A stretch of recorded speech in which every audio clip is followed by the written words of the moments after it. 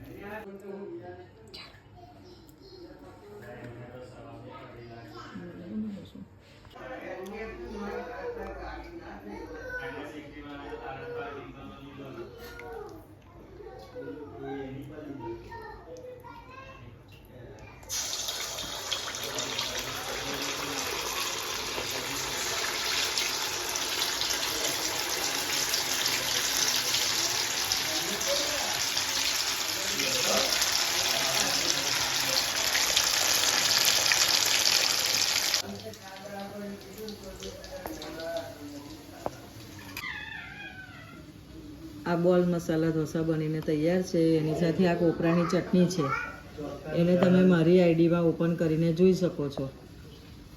આવા જ રોજ નવા રસોઈના વિડીયો જોવા માટે મારી ચેનલને લાઈક, સબસ્ક્રાઈબ અને શેર કરવાનું ભૂલતા નહીં. જય અન્નપૂર્ણામાં.